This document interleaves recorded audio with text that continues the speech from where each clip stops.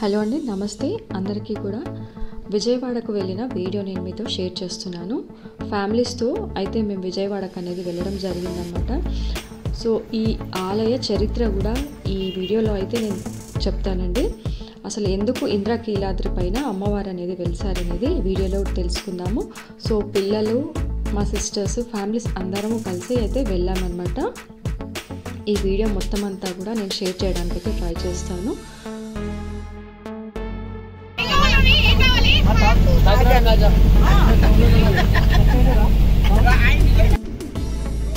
ఇంకా ఏ టెంపుల్స్కి అనేది మేము వెళ్ళామనేది కూడా షేర్ అనేది చేస్తానండి.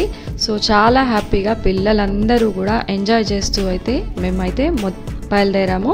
సో వెళ్ళిన రోజు మాత్రం వర్షం చాలా ఎక్కువగా అయితే పడుతుంది ఇక్కడ మనకి హైదరాబాద్ నుండి అయితే. సో వెళ్తూ వెళ్తూ వర్షం అనేది తగ్గిపోయింది. సో హ్యాపీగా జర్నీ అంతా కూడా సాగిపోయిందండి. హైదరాబాద్ నుండి విజయవాడ 350 కిలోమీటర్స్ అయితే ఉంటుందండి. మనం ఓన్ వెహికల్స్ అయినా తీసుకొని వెళ్ళొచ్చు. మనకి ట్రైన్ కూడా మనకి ఫెసిలిటీ అనేది హైదరాబాద్ నుండి అయితే ఉందన్నమాట. వెళ్ళే వాళ్ళకి సికింద్రాబాద్ నుంచి అయితే ట్రైన్స్ మనకి అవైలబుల్గా ఉంటాయి. సో 350 కిలోమీటర్స్ అనేది మనకు ఉంటుంది. 6 అవర్స్ అనేది జర్నీ అనేది ఉంటుందండి. మనం బస్ నుంచి, ట్రైన్ నుండి ఎలాగైనా కూడా విజయవాడ అనేది మనం చేరుకోవచ్చు.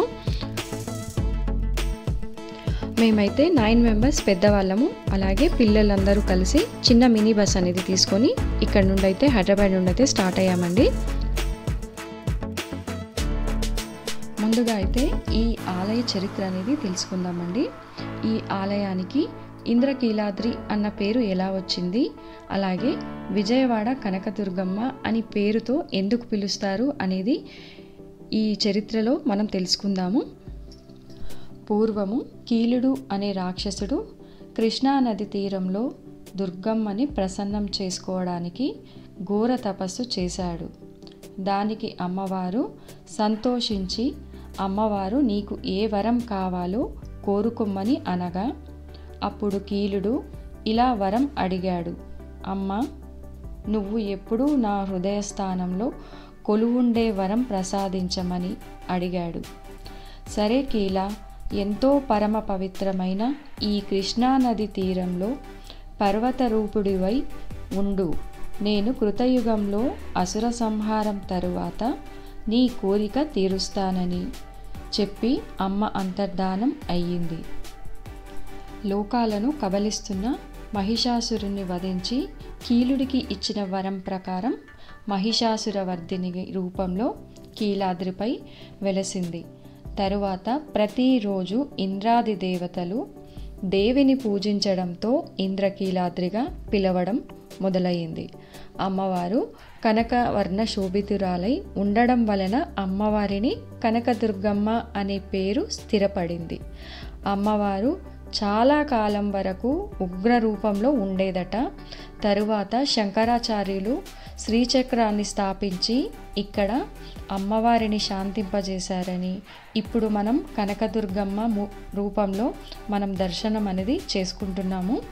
సో అమ్మవారు ముందు చాలా ఉగ్ర రూపంలో అయితే ఉండేదట. తరువాతనే అమ్మవారు ఇలా శాంతమూర్తిగా కనకదుర్గమ్మగా మనకైతే దర్శనం అనేది ఇక్కడైతే ఇస్తుందండి. సో ఈ ఆలయ చరిత్ర అనేది ఇలా మొదలైందనమాట. మహిషాసురుణ్ణి వధించిన తర్వాత అమ్మవారు ఇక్కడ వెలవడంతో ఇక్కడ మహిషాసుర వర్ధిని తరువాత అమ్మవారిని శాంతింపజేసి ఇక్కడ శంకరాచార్యులు అమ్మవారిని శ్రీచక్రాన్ని స్థాపించి శాంతమూర్తిగా మనకి దర్శనం ఇచ్చే భాగ్యాన్ని అయితే కలిగించారండి. సో ఇలా ఈ అమ్మవారి చరిత్ర అనేది ఉందన్నమాట. సో మీకు అందరికీ కూడా ఈ చరిత్ర అర్థమైందని అనుకుంటున్నాను. ఇక్కడ పక్కన కనబడుతున్న అమ్మాయిలందరూ కూడా క్లాసికల్ డాన్సర్స్ అండి. ఎక్కడైనా ప్రోగ్రామ్ ఇవ్వడానికి వచ్చారేమో. అమ్మాయిలందరూ కూడా చాలా అందంగా అయితే రెడీ అయి ఉన్నారు. క్లాసికల్ డాన్స్ అంటేనే ట్రెడిషనల్గా రెడీ కావడం చాలా అందంగా అమ్మాయిలందరూ కూడా ఉన్నారు. వీళ్ళందరూ కూడా దర్శనం చేసుకొని వచ్చారనమాట. సో వాళ్ళని కూడా నేను వీడియో అనేది తీశాను. సో మా దర్శనం అయితే చాలా బాగా జరిగింది. వర్షం కూడా పడుతుంది. సో కిందికి అనేది లిఫ్ట్లోనే మేము కిందికి అనేసి వచ్చామండి. ఎవరికైనా నడవడానికి వీలు కాని వాళ్ళు కూడా లిఫ్ట్లో అయితే రావచ్చండి, మెట్లు ఎక్కాల్సిన అవసరం కూడా లేదు. సో ఇప్పుడు లిఫ్ట్ ఫెసిలిటీ కూడా ఉందండి. చాలా రోజుల తర్వాత మేము విజయవాడకి అయితే వచ్చామన్నమాట. సో చాలా బాగా దర్శనం అనేది జరిగింది. సో ఇలా విజయవాడకి అనేది దర్శనం చేసుకొని మేము కిందికి వెళ్ళాము. వెళ్ళిన తర్వాత కృష్ణమ్మ నిండు కుండలాగా అయితే కృష్ణమ్మ పొంగుతూ ఉందండి. సో కృష్ణమ్మను